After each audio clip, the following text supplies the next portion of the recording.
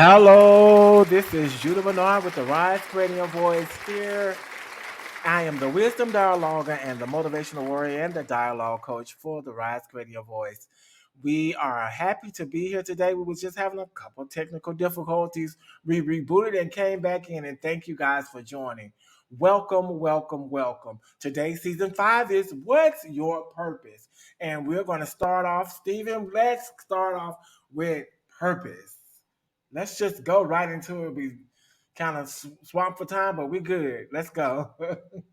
Okay. Well, as far as purpose is concerned, everyone can go ahead and ask themselves what their purpose is, and then very much ask their neighbor the same question, and the answer is always going to be different. Unless you more or less haven't found your purpose and share that with someone else in common, that's going to be understandable too.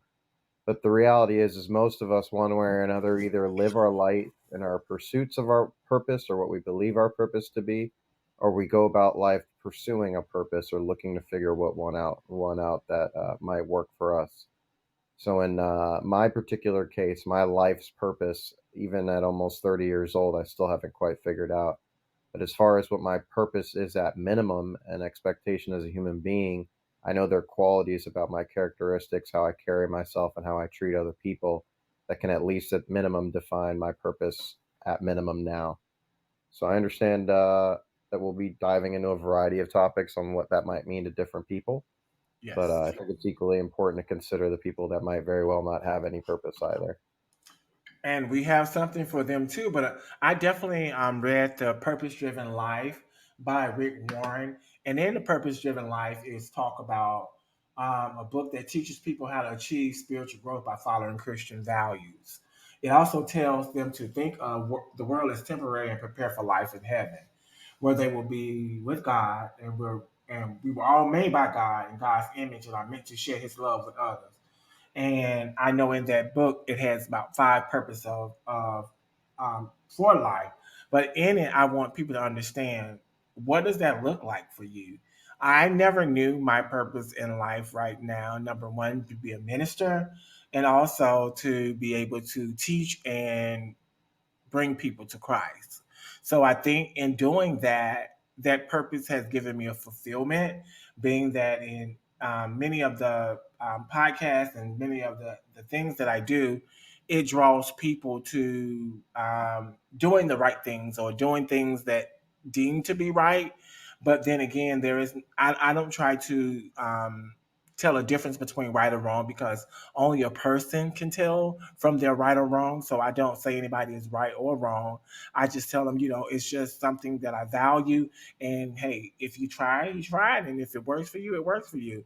But some things people are have more of, oh well, if you're telling me something to do, or you give a suggestion, I hope it works, and then more than likely they kind of like blame you if it doesn't work. So I just try to tell people, hey, sometimes in life we have to try a lot of things, and what is that purpose in life to continue to try things too as well. So I think I have a question definitely for the one lot of studio audience engagement. What are some of the things that you think that purposeful in your life? And I want people to really, really think about it and drop it in the chat, because do you feel that you have a purpose driven life, or that you are still somewhere? And it took me a long time to actually figure out what was my actual purpose. And that's one thing I want to share, definitely. And I think most people, and I was reading before that, a lot of people still probably have not found their purpose. And like you stated earlier, Stephen, that you have the values of purpose and things like that. But then again, when you find your driven purpose, I can tell you that it's a lot of fulfillment. And most people really, I wonder, do they even know they have a purpose? What's your answer to that? I imagine that most of us would consider that we have a purpose, but to be able to guarantee that you know someone's purpose or that you know better than them, the reality is that only the individual can ever truly know or Right. discover their true purpose. And the hardest part about that is figuring out. what defines you. And there's so much that goes behind figuring out your purpose, because it's all of a matter of what you care about, what you love, what you're passionate about, and what you actually want to commit your life's pursuit to.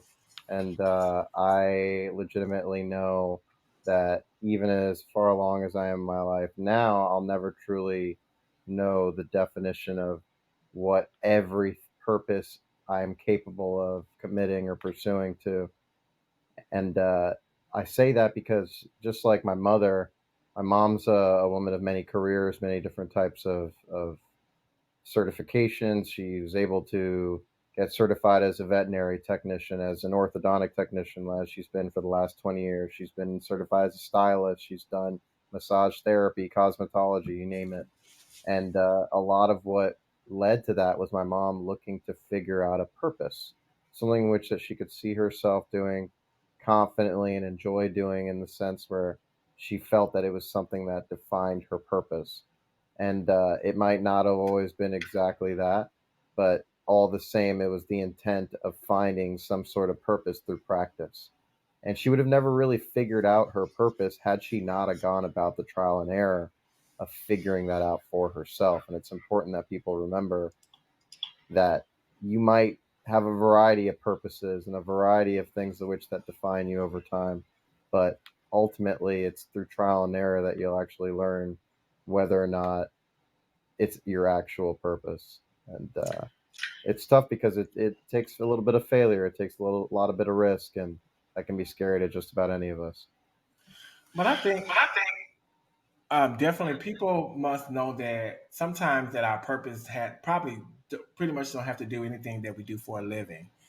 And some people purpose may really be about just living authentically and discovering who they really are.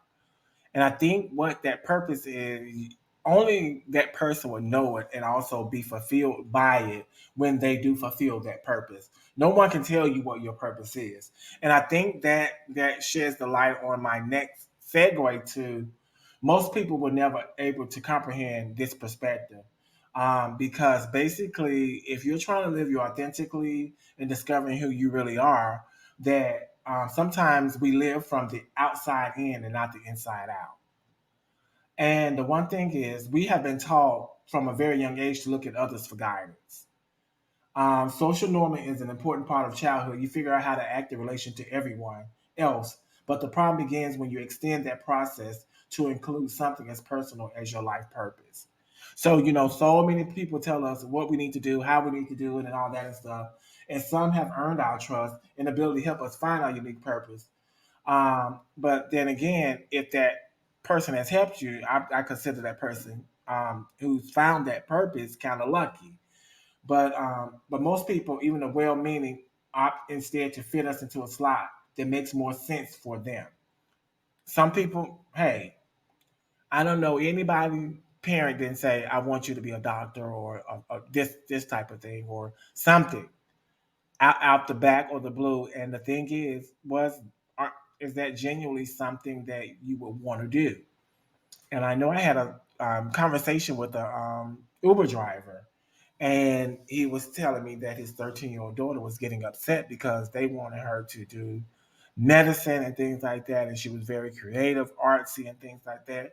I said, well, why don't you allow her to grow into what she needs to grow into? I said, because what you're going to find is a rebellious child, and she's gonna always be upset. Let her explore what she does. Well, we just want her to be a doctor.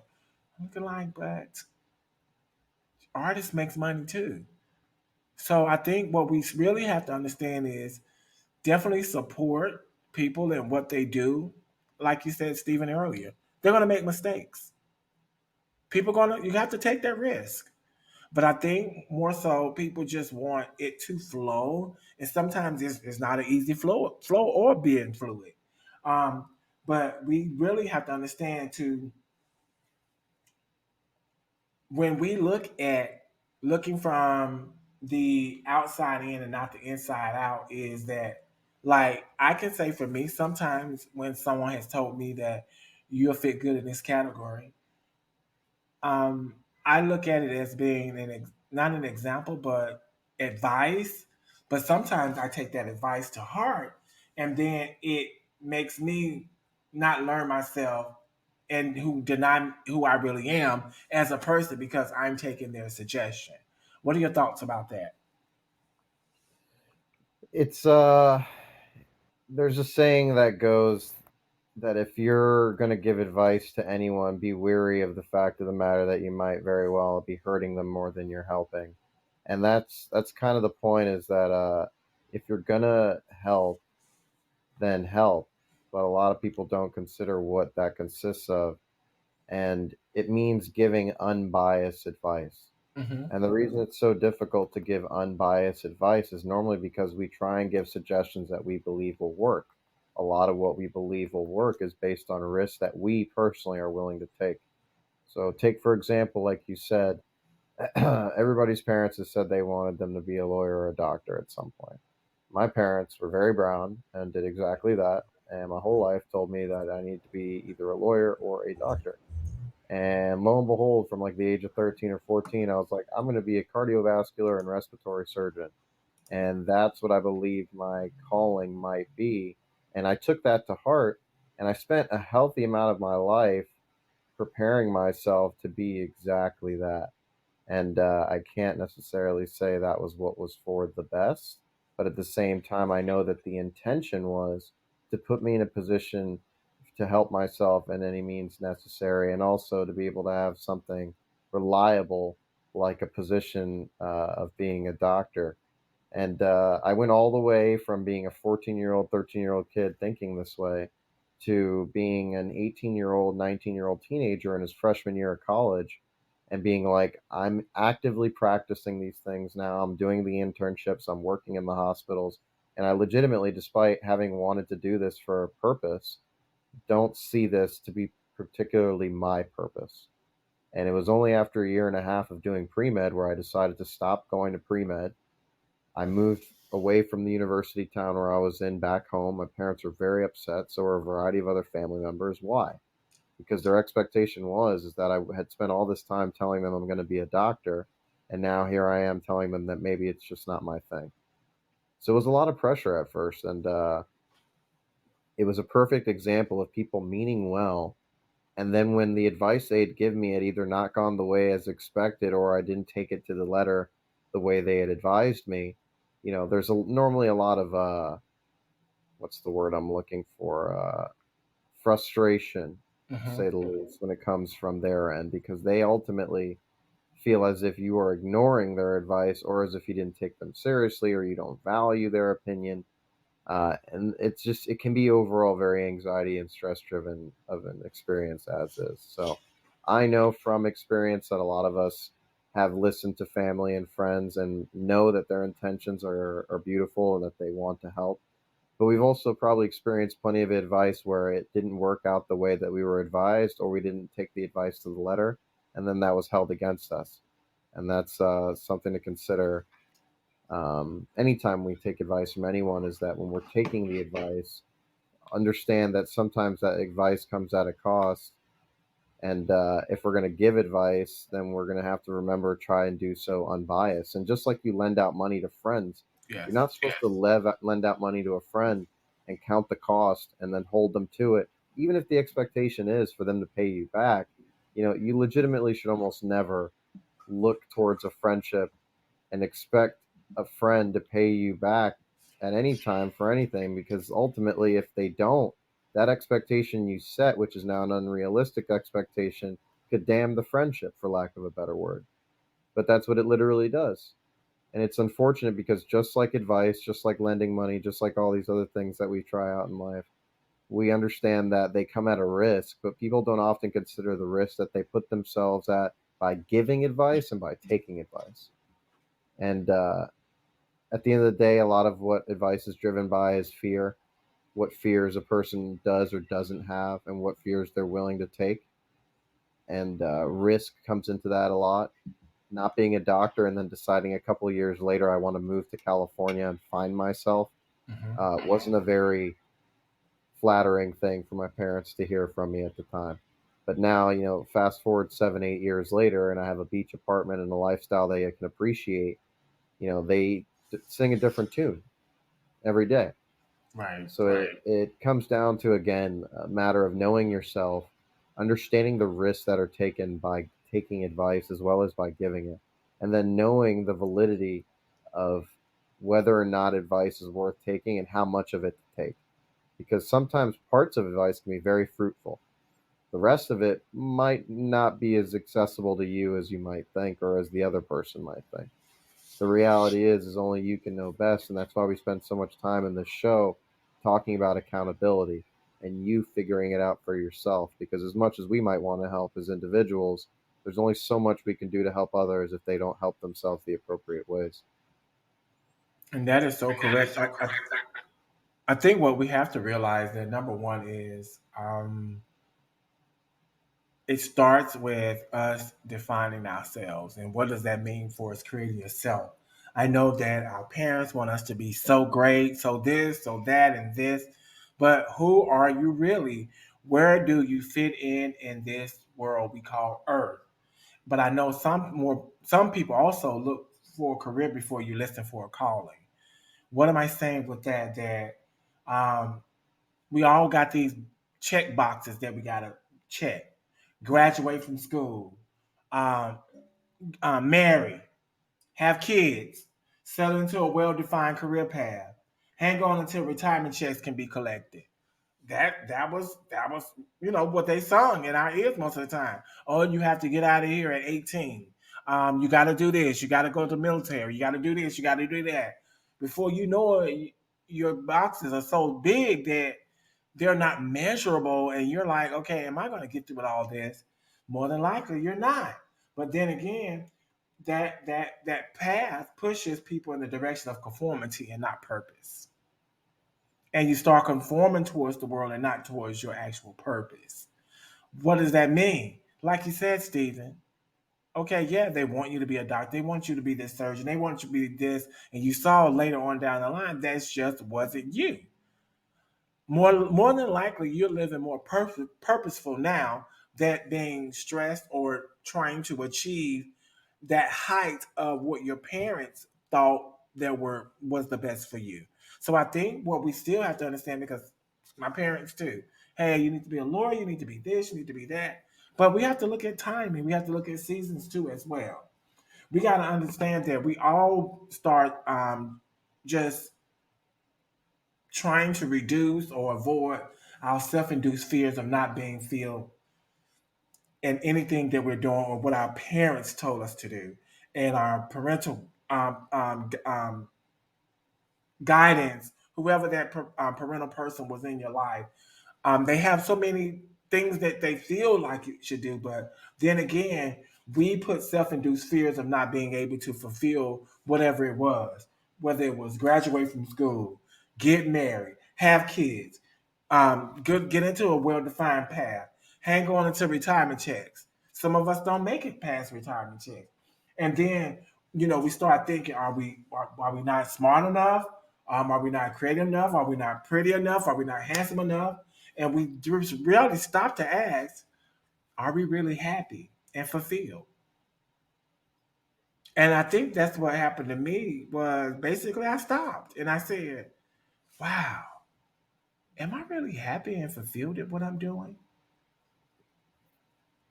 And that gave me my purpose to draw back and start erasing all of that self-induced fear that I put on myself. I know I had goals that I wanted to achieve for myself, but then again, you also hit the goals of um, parental figures, saying you have the goals of society. You just have a lot going on, and then we get so stressed out about, am I good enough? Am I good enough for this? Oh, if I fail at this, somebody's gonna talk about me and do this. But when can we sit down and ask ourselves, are we happy and fulfilled? And if not, how should I go about changing things? And this is what everybody should be asking themselves. Even if you're not fulfilled or not at a purpose right now, start asking yourself, are you really happy and fulfilled? And if not, how should you go about changing things? What is it that you want? Just like Steven said, he tried it. Yeah, we take risk. Guess what? That's what it's all about. It's about taking that risk, but take the risk on things that you want to do, not what people are telling you to do. What's your thoughts about that, Steve? Well, I'll put it to you like this: when you're at a very young age, you're very influential, and it's a big part of why I have a lot of big talks with friends about what they believe is appropriate that youth should talk about, youth should be educated about, and you should know about in general. And one of the major conversations I had with someone the other day was that with everything going on in the world around us, from the pandemic to the war in Ukraine, there's so much for youth to be exposed to on the internet on a day-to-day basis that it's almost infuriating for some to try and monitor and manage what children hear and think and believe. So, at an early age, if you have family, friends, and society and culture preaching and teaching to you that you have to be a certain kind of person to be a certain member in society that's valued, there's a lot of stuff that can come away from that that's not all that positive. And that tends to be a lot of people's experiences where they don't always have the most positive experiences trying to find their place because so many of the expectations that are given to them are already so early on unrealistic. And it just happens to be one of those situations where now more than ever, we're starting to realize how hard it is to find a place in a world that so consistently tells us what our place should be. And now that people are starting to become more aware of the fact of the matter that youth have a voice, it's becoming harder and harder to tell a kid how to live. And it's that double-edged sword where it's still important that they have guidance and they still have direction from people which who are older and wiser through experience and through life. But it's also equally as important that these people recognize that as you grow older and you change, and every 7 years as a person, most of us do, it's important to recognize that those changes in turn change your purpose. And like when I was younger, being told all those years that being a doctor or a lawyer is what makes someone a reputable person, that was something that was ingrained in me early on. And then I had a scenario in which I had a family member saved by a surgeon, and then I decided I wanted to become exactly like that surgeon who saved my family member. I spent close to a decade thinking that I was going to become like that doctor. And then I started in practice working in the hospitals, talking to doctors and nurses, and getting the true understanding of what my actual day to day purpose would be. And come to find out, having gone from wanting to help people and making a difference, it would be that more oftentimes than not, people wouldn't survive, wouldn't live, wouldn't make it. I would spend an exponential amount of time telling people that I couldn't save their loved ones and I'm so sorry that their son didn't make it. And then go home to my wife and go home to my kid and pretend that I'm grateful for dinner and pretend that I care about his macaroni painting and pretend that I want to be a part of a family when I just experienced a family that had a loss. And it taught me early on that you can't always anticipate that life's direction for some, even if as good as it sounds from the outside and as great as the packaging might look, it really only takes opening the packaging and taking a bite to really know if what you're eating is worth finishing. And I took a couple bites and I worked in the hospitals and I did the work and I put in the efforts. And it wasn't for a lack of trying or overall commitment to making it happen. But what it came down to is as I grew and I came to discover myself more and more, I realized as I was changing, so was my purpose. And when I decided to come back home to Maryland after, or well, yeah, to Maryland, I was in Salisbury, Maryland at first, and then I came home to Montgomery County, Maryland after the fact. Uh, it took a lot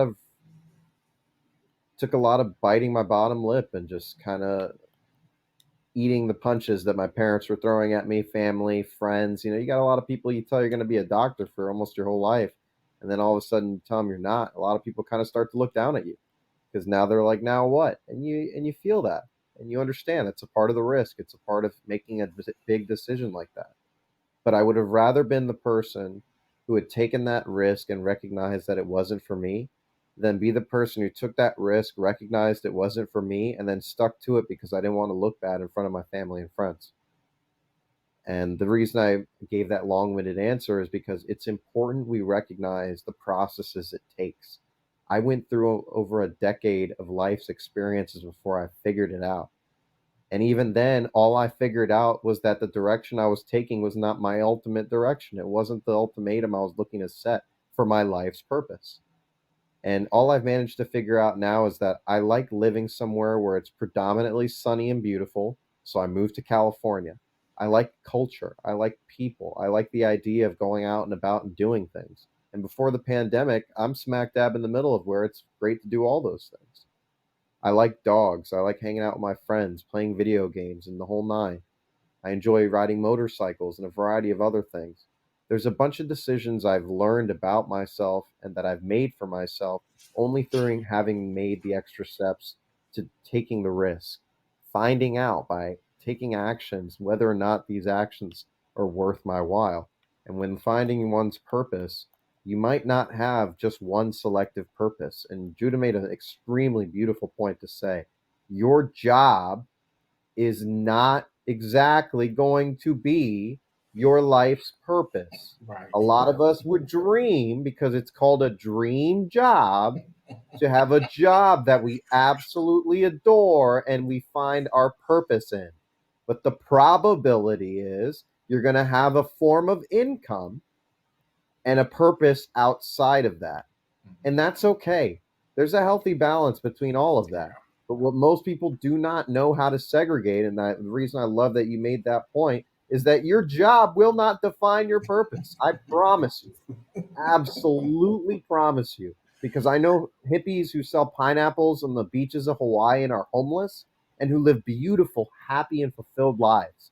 And I know people who've been working to be CEOs of major corporations their whole lives and done everything by the book, and they're millionaires and they're freaking miserable, these people. Mm-hmm. So it's really just a matter of you the individual, and do what it takes for you to find that out. And if it hurts every once in a while, well, it just reminds you you're still alive and kicking. If it stops hurting, either you've reached bliss and success, the gates of heaven and so on, or you're dead. It's going to always hurt being alive. Being alive is full of it. But if you're going to take risks, make sure that they're risks that are worth your while, and don't live for nobody else, because I promise you, when it comes time to put the nails in your casket, there'll be a few people outside the casket for sure, if you're lucky. But at the end of the day, it's just you going to the casket. Yeah. And after the fact, it's whatever God you believe in that you got to answer to. And they're not going to ask you what kind of influence your mom or your dad or your best friend had on your life. They're going to ask you why you did what you did and why you didn't do what you didn't do. And that, my friends, is I sometimes think much worse than doing nothing is doing doing something is doing absolutely nothing. And that's what I ended up learning, is that as so long as I'm doing something to figure my purpose, then I'm all the better for it. And even if I die never figuring that out, it's not for a lack of trying. And I'll have found fulfillment in trying. I totally agree with you, Stephen. That was well put. But I think most people need to understand that finding your purpose is about listening to an inner calling. And that inner calling, like in the book by Parker Palmer, in Let Your Life Speak. Parker Palmer says that we should let our life speak to us, not tell our life what we're going to do with it. Most of us like to tell ourselves what we're going to do, but actually we should let our life speak to us. Let your life speak to us, not tell our life that we're going what we're going to do with it. One thing is for me, because I know a calling is passionate and compulsive. It starts with inkling. I like to try that. Then it swells into a mandate that you just can't shake. So, say for instance, with Stephen, that's something that he wanted to do. He was like, "Look, I wanted that beachfront house. That's something I like to ride motorcycles. I want that calm life. I want that beach life." But he was able to adapt to that and say, "Look, I'm fulfilled through this. This is what I like." And that could be just his authentically self. But most people want to be trapped up or did something and think that's a purpose. And in their mind, consciously, they're like, oh, I hate this job. But subconsciously, it's, oh, I'm fulfilling my purpose. Now you have a whole warfare going on inside yourself because you're going to be miserable at some point where you're not fulfilled at your job. Then you're going to be miserable at some point where you don't feel like you're fulfilling your purpose. A calling isn't an easy path, which is why most of us never know it. We feel the struggle, the foolishness, the risk in which we talked about, and also the unknown. Let's talk about that. The unknown of not knowing what's the next step. What does that feel like? The unknown being that, okay, if I jump out on this limb, if I leave this good job, then how I'm going to survive? What does that look like? So we choose a career because it matches the boxes we've been told to check. And most of the time, that's why, and I can't say that's why I chose my career. Somehow I was called to the government. And in my calling, that's how I've succeeded at what I do purposefully. Because, like I've said on many other podcasts, that most of the stuff I didn't go to school for. So I know that this is a calling for me. And this is something that needs to be done as far as moving forward. And the one thing is, as I'm reading, it says that in it we hate silence. We live in a society that does not value silence. It always wants action. It sometimes you just got to go in silence. And I tell people, and especially my mentees that I tell most of the time, I said move in stealth mode. If people don't know what stealth mode is, go invisible. Be silent. Everybody don't need to know your next move. Everybody don't need to know you're living in your purpose. It's about how you feel about being in your purpose. And I think most people don't get it. They want to share. They want to be that action, be that peace. Oh my gosh, I got this, here. Look, that's gonna give you only more problems, more problems. But living without silence is dangerous. Without it, you end up believing that your ego and all that it wants is your purpose. If you play this scenario out, you know it doesn't end well. Stephen said, and I have to agree with him. You have these multi-million people that always want to be a CEO and are living miserable. Is that their purpose? We don't know, but I know it's not living miserable. I mean, because sometimes money ain't it all the time. And if you want to be a millionaire, you got to understand more money, more problems. And that's the thing I don't want is more problems.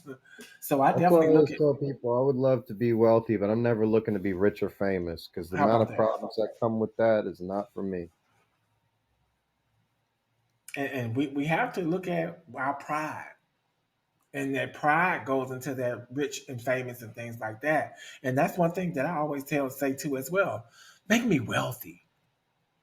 And wealthy does not mean you need money. Go ahead. Well, I'm listening. I wasn't saying it. Wealthy just doesn't mean you need money and all this and stuff, fame and all that and stuff. Wealthy means that I'm okay. I'm at peace where I am, and I have a wealth of what I'm in right now.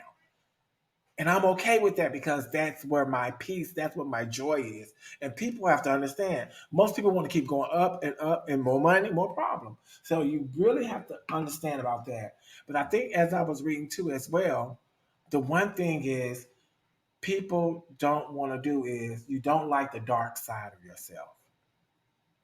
Who liked the dark side of yourself? But Carl Jung called it the shadow.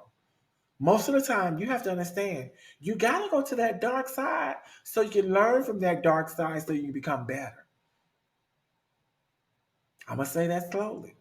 Sometimes we need to maintain and look and assess that dark side so we can become better, so we know not what to do. Um, the part of you that the darkest has the most to teach you about your purpose. I'm going to say that slowly. The part of you that's darkest has the most to teach you about your purpose. If discovering your purpose is really about self discovery, your darkness shows you where you most need to grow. Hello, Hello? Yes. this is Deanna. I completely agree with that because I feel like sometimes I feel like your dark side comes out when you're at your lowest. And I feel like sometimes you have to not necessarily hit your lowest point, but you have to feel those downs in order to understand how to really understand yourself. So you know, like with your triggers and stuff, like you know Hmm. exactly how to handle yourself in certain situations. Because it's always easy when you're up and everything is going right, but you have to understand how to handle yourself when things get hard. You got to know how to push through and how to excel and persevere through those situations. I totally agree with you, and thank you for that. You have to go to that and look at it from that perspective. And I like the word that you stated, triggers. And that dark side, you're gonna find out what those triggers are.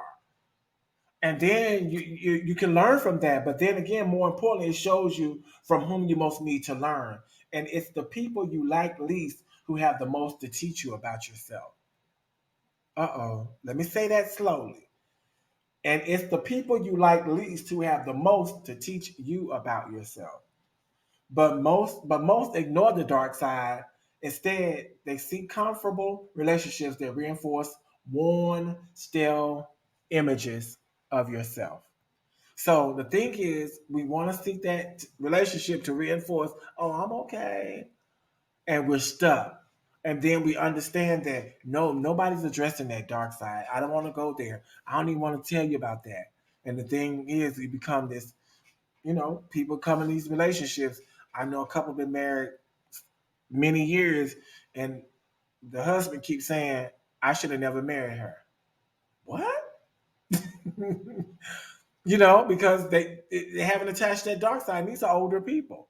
So I think what we need to really understand is, where do we want to be? Definitely far as relationship, far as our purpose, and far as just knowing who you are on many occasions, and not even saying that you have to just dedicate yourself to this purpose. Start defining who you are first. So you can realize, like I said, am I happy? Am I fulfilled? And then what am I doing to change it if I'm not? But some people stay in it. What's your thoughts about that, Steve?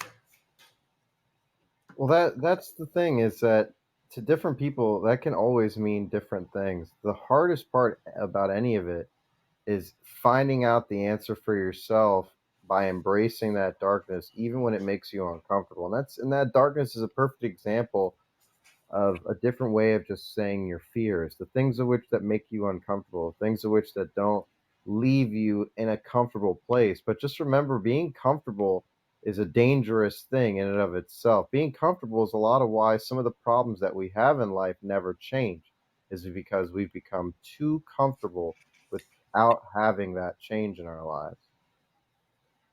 And I think it's time for everyone in their lives to consider more and more how helpful the darkness can be if they Right. allow it to be. And she made a great point to say, when you're at your life's lowest points, it's because you're uncomfortable. It's because you're forced out of your comfort zone and out of your element to make choices that you wouldn't be able to make, or that you're even forced to make because you're outside of your comfort zone. Some people don't choose to be responsible until they're given no other alternative option.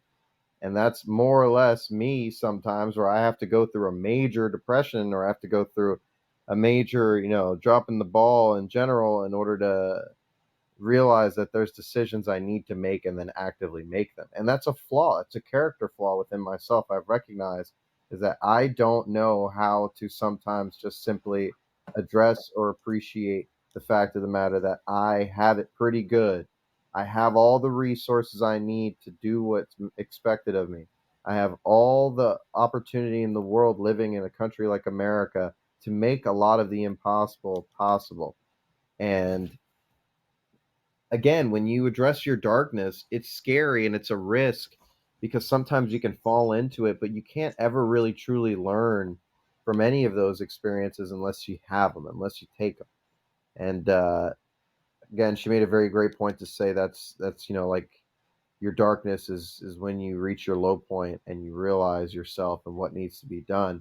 I'd say some of the greatest moments in my overall life have been forced upon me through loss or through instances in which I wasn't doing the right thing or I wasn't going about taking care of myself and my responsibilities. And I end up forcing myself to take action, to be responsible, and to make the changes necessary to truly have the life I'm hoping to live.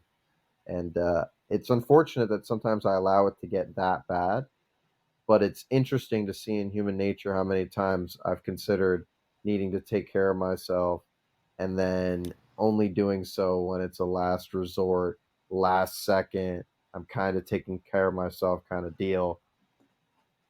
And I don't know. I hope that these conversations we're having on these talks with people are reminding them that as human as we are, this is something we all go through. And addressing these uncomfortable and touchy conversations is key to why we listen and why we have these talks, because that's ultimately what we've learned has taught us to be the better versions of ourselves. And that's what I think we're all here for, is to try and do exactly that, be the best version of ourselves. And being the best version of yourself, I think most people devalue the unconscious mind. And one thing is, I had to actually look at myself and discover my purpose, but I had to get comfortable with the non logical mind. And what do you mean by that, Judah? I had to become accustomed to not having the answers. We don't have the answers to everything, but we all want to solve things, but we don't have the answers to everything. So having that comfortability with the non logical mind that I don't have all the answers, that I must tolerate ambiguity and get okay with struggling.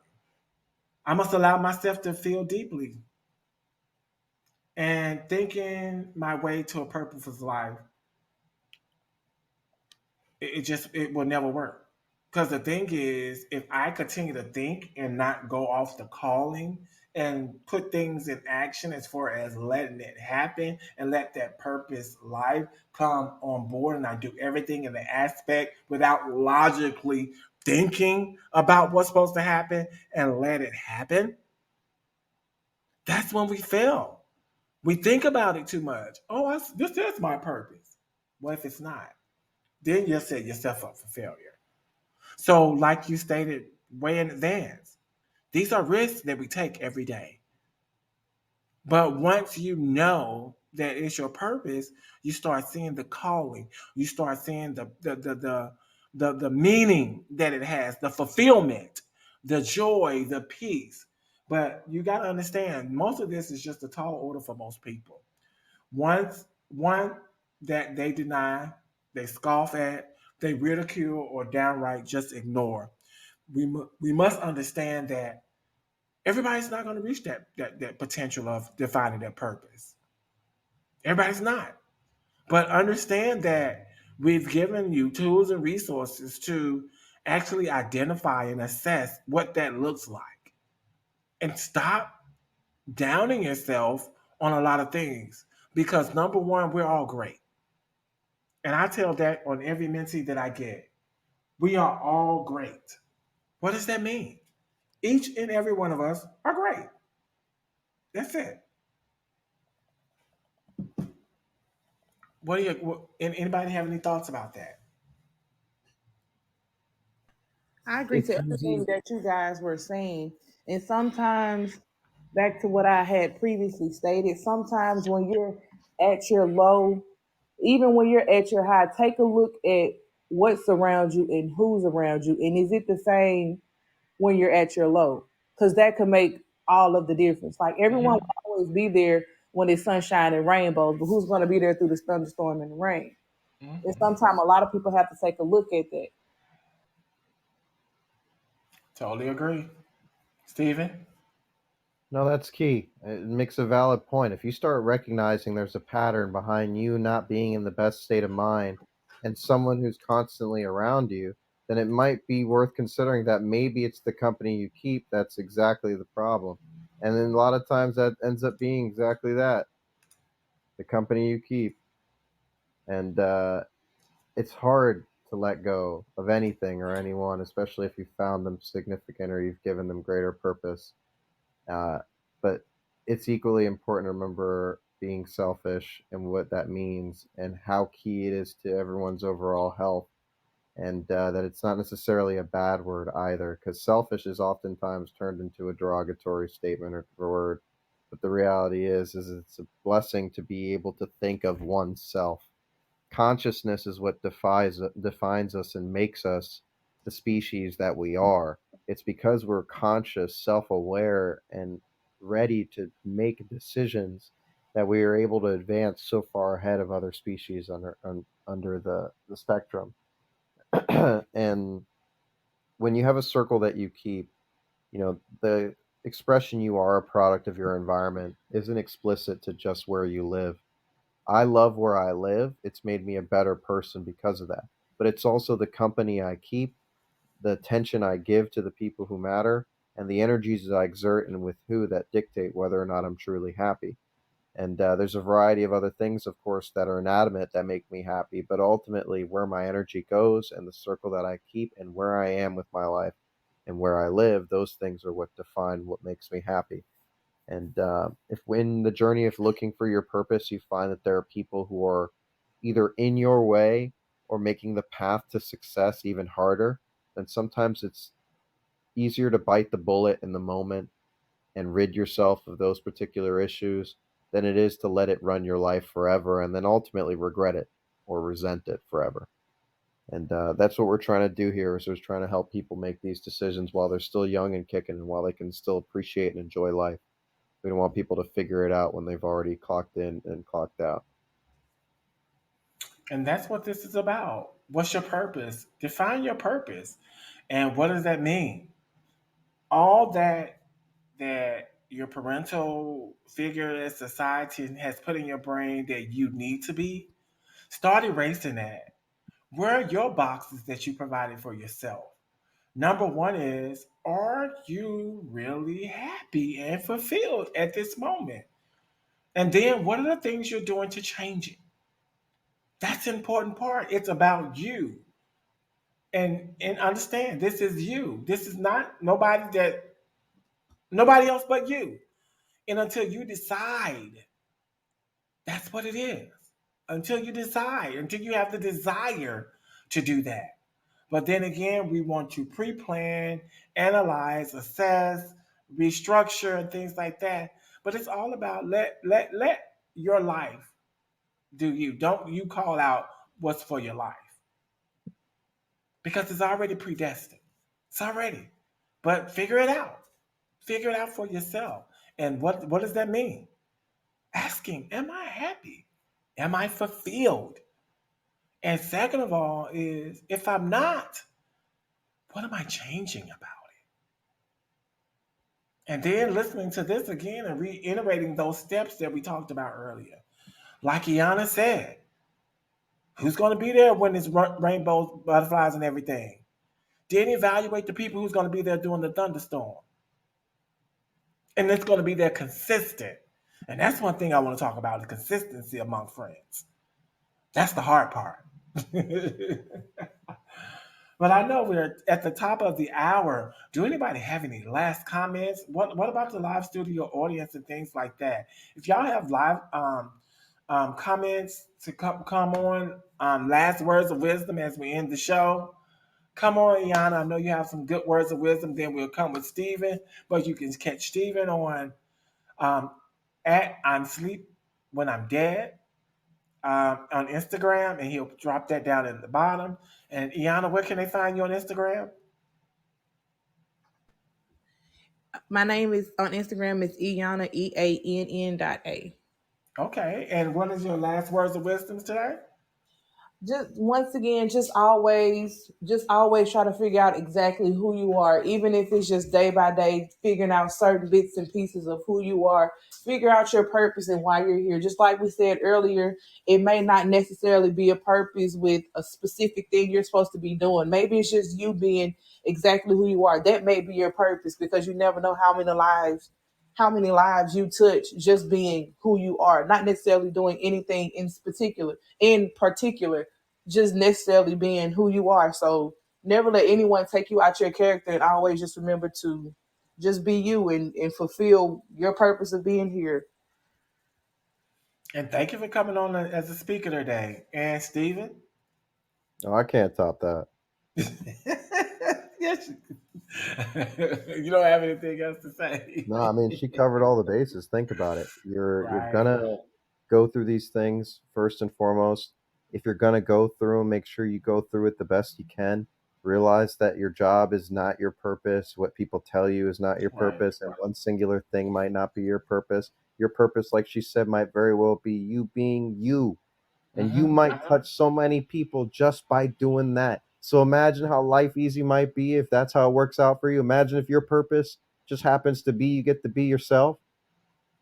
That's a lot less responsibility than having to be the president of a country or a doctor or some sort of leader.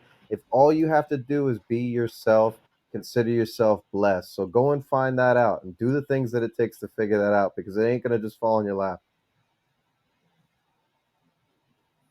All right. The one thing is I want to just say before we leave is what is your purpose? And if you have not looked at what your purpose is, get out of your mind. Go to that non-conscious place. You don't have to have answers about your purpose. Just be your purpose.